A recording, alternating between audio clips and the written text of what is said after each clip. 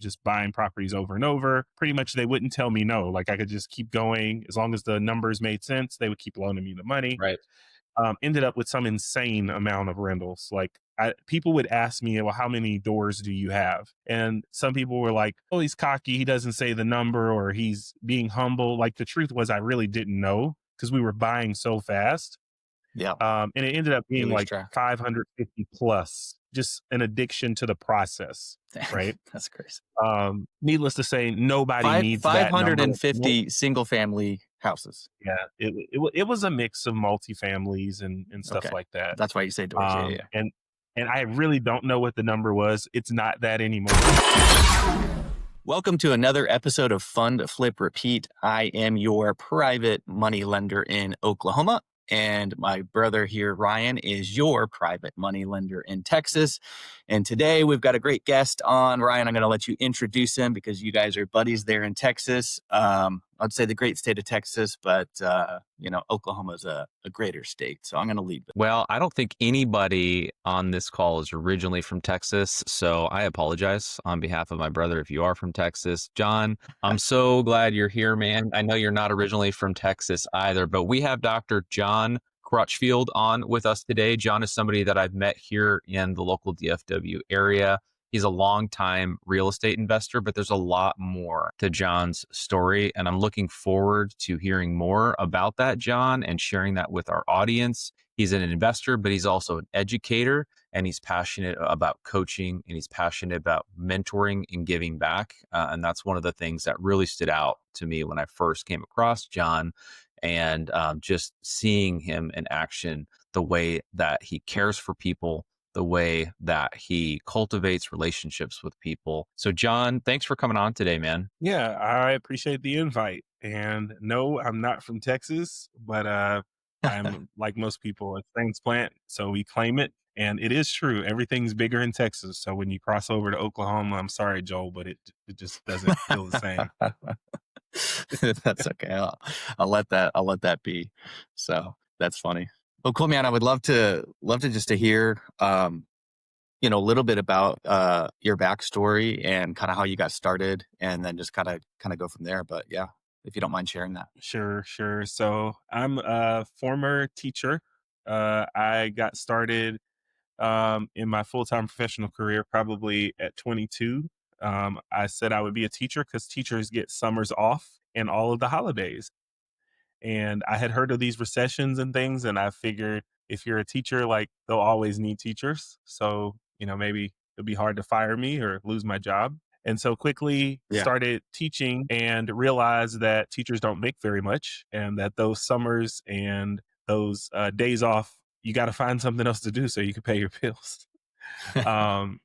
And so started looking for other things to do on the side. Didn't really know it back then, but really what I was doing is starting all these little businesses that were failing, drop shipping, eBay, all these little things that, you hear about when you type, I need some side money on Yahoo or Google at the time, I guess. Sure. And so, started talking to some of my coworkers about making more money. And, they did what you're supposed to do when you work in the public school system and you need to make more money. They told me, well, why don't you go back to school so you can get a raise? Right. And so I went back to school and got my master's degree and got a job as a principal of a school. And now I was in charge, right? I was the There you go. man. And the principal makes more money. The principal has a higher salary, until you realize that the principal is still there when all the teachers leave, doesn't get the holidays off, and has to be on the sideline at all of the games and football games and stuff. Per hour, I was actually making less money. And so went to those same people. So you did some math, and the math was a little depressing. Oh man, the math was off. Oh no. Crazy. I had people that had been teaching for 30 years that were making more than me as the administrator of the school, just because of how the system works. And so then I real quick, stuck my head again. Yeah. What did you teach before you got into administration? I taught a little bit of everything. I was a math teacher and a social studies teacher and a science teacher. This was like Louisiana, post Hurricane Katrina. So all of these kids that didn't have schools in New Orleans were coming to Baton Rouge. and they didn't have enough teachers. So they just threw us in. I didn't even have a classroom my first couple of years. They gave me a cart and I had to push the cart around to empty classrooms. It was a Really? very interesting, Wow. yeah, That's very very interesting. interesting time to start Crazy. teaching. Wow. But I had a job and that was good. Yeah. So few years of that, somebody said, "Well, okay, you should go back to school one more time because you would be a really good professor, right?" So I went back to school and got my doctorate. It's like I wasn't getting the lesson, and ended up being a professor at a college, and ended up taking a pay cut because most people don't know this, but your college professors make less than your school administrators, right? Oh, But yeah. what that did is it freed me up to have more time to look into um, other things that could generate income, right? So as a professor, Got it. I had a much less workload. I was able to work really evenings. I was teaching night classes, so I had the whole day that I was used to running a school to kind of start looking for other opportunities. I ended up meeting somebody at my church who was a real estate investor. He was doing it on the side of his full-time job, and we struck up a conversation, and he actually came over to my house, and I like to kind of start the story here. He said something to me that really changed my life. Mm, um, he said, if you can run a school, you can run a business. And the reason why that mm, was kind of a pivotal moment is because until he said that to me, I had went through like what 20 years of public education and never thought about owning a business. Right. And that tells me that a lot of kids are going through that same thing because I was a teacher for 5 years and an administrator for another five. I never told kids that they could start their own business. In fact, the kids that talked like that, I thought it was risky. Like, no, you need to follow the rules and sit in the row, sit in the chair, and do what I say, because that's the way that you can have a good path to a good job and a good career, right? right. And I think a lot of our kids are going through that. But the rest is history. You know, I started my company 2015, 2016, started while I was still working as a professor, and then realized I was becoming a very bad employee, you know, working my stuff more than I was working for the university. That's how it And then goes. took the Yes. leap in 2018, like just jumped out there, and it is a trial of love. It's definitely not the consistent cookie cutter first of the month paycheck that the school system provided, but I've, I love what I've been able to do with my family. Um, love what I've been able to do for communities, like just improving communities, helping other people. So it's still a good, purposeful activity. That's awesome, man. Yeah. I mean, we could go into the school thing and talk about that and different mindsets. I think Yeah. for sure. The person that told you that, hey, if you can run a school, you can run a business. Was he an entrepreneur? Was he running a business as well? So he was a full time like supervisor in a factory, but this Okay. was his side gig. So he had been taking some of his money and buying rental properties on the Mm, side of his full time job. It okay. just so happened that he had so many of them that when I saw his spreadsheet, that just all like lit up in my mind. Like, okay, you mean you can just keep buying these? Because before that, I had been listening to like podcasts and had heard about rental property investing, but on a lot of the podcasts, a lot of the information that you get is very it's like for specific populations. So I had always thought that the most you could get is like 10 properties. And so I was like, well, I can't build a business off of 10 properties.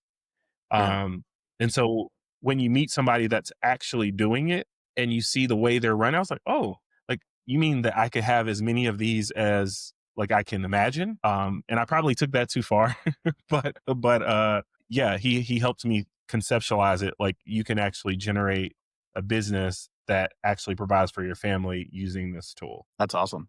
I'll even take that mindset like a step further though too, because you'll have like newer investors even like, hey, I want to be a real estate investor and I want to flip houses and I want to like get rentals. But like even then, there's sometimes it doesn't like fully click that like you know you're building a business. Like you have to treat this exactly like a business. This is not just like I have a rental, that type of thing. Like that's the right way to do it. So I love that you said that. And I also love that like Ryan, you said it at the beginning too, like you're you're still using some of these passions that you have as far as like education and teaching, and now you're just applying them to real estate. Is that right? Is that what you're doing as well? Yeah. So, I'll push forward a little bit. I ended up finding the Burr strategy, right? So I buy properties, fix them up, and then go to the bank and refi. Yep. And as someone who never borrowed money from the bank, it was kind of shocking to me that the bank would keep loaning me money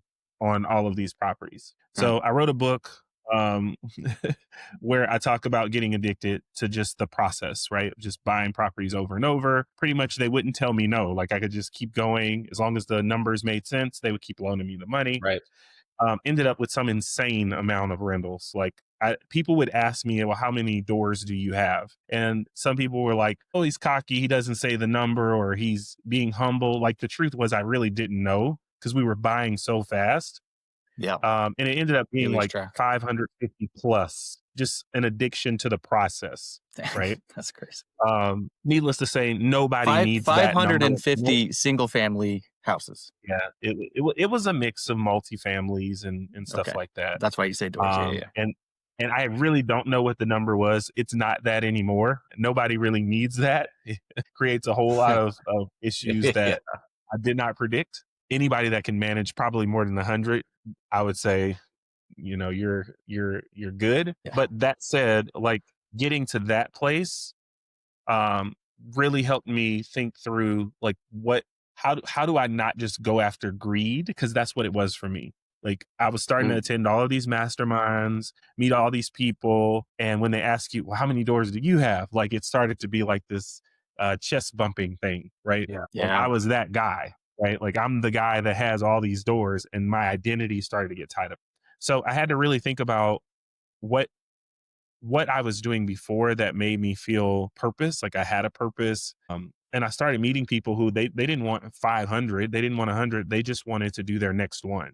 And I think about all of the Yeah. professionals and teachers, public service people, where if they just did one deal a year, that changes their life, right? If they found a property where they could make 20 to 40 to 60,000, it's like doubling their salary of what they make at work in a For year. sure. And so I look for people like that where they don't necessarily want to build the business part of it. I've had some of them going to do that, but they just want to do a deal that supplements the other stuff that they're doing. And every What's now and then, by the way, I show the professor answer by giving long answers to short questions.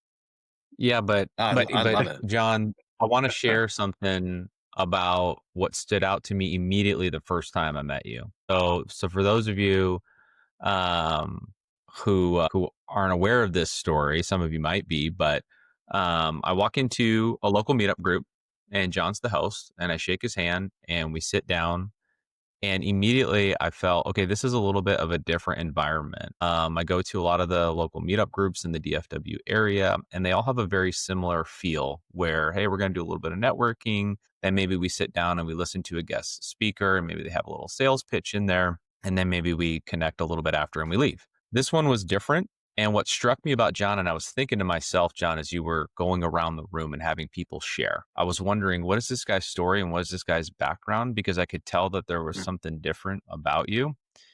And once you shared that you came from that background of being an educator, a principal, somebody who was used to not just taking care of people, but bringing out the best in them, motivating them, galvanizing them. And I could see that as you went around the room, you were not just feeding them everything, but you were bringing stuff out and then facilitating that conversation. So that heart of a teacher came through to me right away. And that's what really stood out to me. So I appreciated that about you, man. Yeah, I Mm. appreciate that. And I think the cool thing about kicking things off with you, Ryan, is you were kind of you thrived in that environment, right? So you just jumped right in. And I think the transactions that we've done since we met, I think I've seen that part of you as well, right? Like you're not just, you know, pushing the money out, right? You're also trying to make sure that there's a relationship and that they also understand exactly what they're doing, right? So Mm. the cool part about it is that you're able to help them think through their decision on multiple levels. And I just like, I don't know how to tell you. I've done the bad deals. I'd love for everybody that comes into contact with me to not do those. Yeah, And Yeah. I've seen that in real time. I've seen people avoid mistakes through coaching, and that's why I continue to do that. that's cool. What's the title of the book that you wrote? It's called House Poor to Real Estate Millions. House Poor to Real Estate Millions. Okay. I'll definitely have to check that out. We'll Yeah, put that in the show notes as well. I'm pretty sure I've seen it on Amazon, right? yeah, it's on Amazon. Yeah.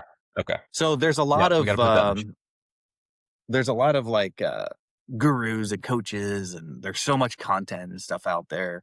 Like what specifically are you like? One, I appreciate Ryan you kind of sharing like how that environment is, because I think that's genuine and that's good and that's healthy, right?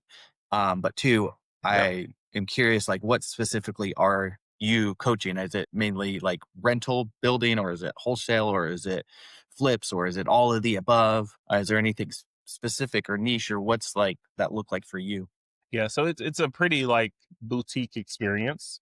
Okay, Um, I pretty much will tell somebody like I want to help you close your next real estate deal in 90 days. So what I got it. do is I kind of onboard them looking at their specific goals. What are you specifically trying to accomplish in the next 3 months? For most people, that is unique, right? Like I have clients who are looking for rentals and Sure. they want to go through the BRRRR strategy because they've never been through that. Um, I have clients who are wanting to wholesale their first property. And so we'll go through that process. And then I have folks who want to flip. So it's kind of unique to the client. But the overall theme is like, I'm going to walk you through the process. It's not just like a course that you log into. It's we set a specific goal together of what you want to accomplish. And then I work with you over a 12-week period to accomplish that goal. And Yeah, I here's love what's that. so powerful, Joel, and you know this because I've shared these stories with you. Again, here's what's different about working with John from what I've seen. And being the lender on some of these transactions is we get in these rooms and I hear John speak and he's like, "Hey, if you want to work with me, we're doing a deal and we're doing a deal in 90 days." Like you need to be serious. You need to be committed. You need to be ready to take that jump. And that's what I love about you, John, is you're not out there like, hey, whoever wants to throw money at me to be a coach, like go for it. You're looking to work with serious people who you can actually help take action. And I think that that's awesome, man. Man, like, okay, so I've done it all, right? Like I posted social media 3 times a day for like 5 years. So you attract all kinds of people. And it's like I'll do the Black Friday special where I'm like, hey, give me $9.99 and I'll work with you for 12 weeks. Like nobody does anything. Like they pay you and then they get on a couple of Zooms and they're Mm, gone. And they don't ask for yeah. a refund. It's just like that was another failed attempt. So what I started doing is saying, okay, who are my favorite people to work with? And you've heard me say this in a meetup. Like I build connections with people who take action. So I Okay. started saying, me find the people that are actually gonna do a deal. That means they have to be qualified. Like I'm not looking for the person that has no money, no credit, no connections whatsoever. Like, cause that's not gonna help any of us. Yeah. Got You it. either need to have some money, some credit, or a ton of hustle and creativity. Like I need to see something like that. And that makes a lot of sense for like how to act. Those are the people that are actually going to get deals done. Um, so what's cool about it is it's kind of like a qualifier for clients to work with, but it's also a qualifier for my tribe. Like these are people that we don't just do one deal together. Like we refer each other other types of business and other types of opportunities Mm, because they're action takers. yeah. And so that's Yeah. the community that I'm trying to put together. It's like the people in the room aren't just coming to observe and think about doing it. Cause we like, I did it. I don't know if y'all did it, but I did it for a year and a half, 2 years, like listening to the podcast, watching the videos, thinking about doing it. And it wasn't until I met that church member who kind of clicked it for me, where I was like, oh, I can do this. And then I started doing it. So Yeah. I know how like changing that mentorship can be. Yeah. No, I love that. I love that. And I think that's, yeah. It's so hard to get stuck in analysis paralysis, especially when it comes to a transaction as large as like real estate, and I do understand that. But no, I love that that's where you're kind of posturing, this group and, the tribe that you're describing. as far as like action takers, and it's not just, passive and whatnot. Are you like still investing yourself, or is it mainly just focused on the coaching? I'm sure you're still doing investments, but you're probably not doing like aggressive growth stuff because I think you're trying to dial back. But what does real estate investing look like for you right now? Yeah, so I mean, we're still doing probably 12 deals a year. Okay, Um, nice. I'd love to do more, but of course, when you've bought 300 plus you've done all these transactions, it just makes sense to do the best ones. Yeah, So I'm very picky with what I'm willing to do, and yeah, we've got several going on right now. We've got 6 on the board right here, right now. So we're still buying deals. Typically, I'm buying the best stuff. It needs to be in great sure. location. I love stuff right now that's within 30 minutes of my house and office. I'm just lazy like that. What a blessing to I've be done I've, picky, though, right? look, I've done deals 5 hours Yeah, away, so it's like right. okay, now I can do a deal within an hour. But yeah, we're still doing deals. Most of the stuff I'm doing right now though is wholesale or flip. I don't keep a lot of rentals right now because we still hold quite a few. And then Makes tomorrow sense. I'll text the team and say, "Hey, we're closing on this property and it's a rental." So, it's just got to be each You just did opportunity that to is yourself. yeah, yeah, exactly. That's right. I'll say I'm not buying any more rentals and then they'll say, "Well, what about this?" Yeah. Yeah, I Yeah. I know the Hold feeling. your feet to the fire. That's what we do. That's awesome, man. Cool. Well, John, we'll start to wrap up here, man. But just wanted to say thanks again. Thanks for always, just bringing your full self when we get a chance to interact in person, and just the impact that I see you having on the folks that work with you. So, if anyone listening wants to connect with you or work with you, what's the best way for them to get in contact with you? Yeah, so a quick search of Grab the Map. It's the name of my Mm, company. You can find us all over social media. Um, coaching.grabthemap.com is an easy way to get in touch with me.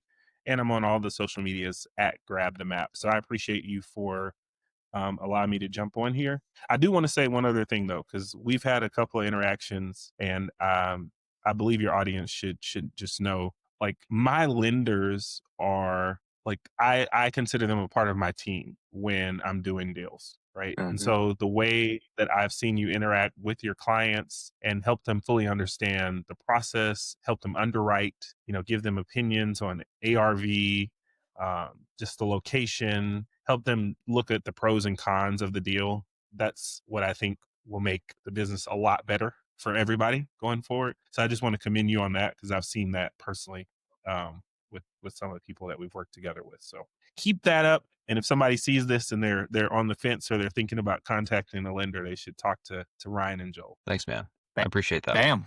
Yeah, that's where our heart's at. Love that. Thank you so much. 100%. Yeah, cool. Well, we will leave all that information, the coaching and the grab the map, all those links, social media, how to get in touch with you, John, in the show notes as well. Thank you so much for your time. Really, really appreciate it. And I'm sure if you reach out to John, like we try to have on the show, Go Givers, I know he'll reach out and be of great service to you. So thanks, guys, and we'll catch you on the next episode.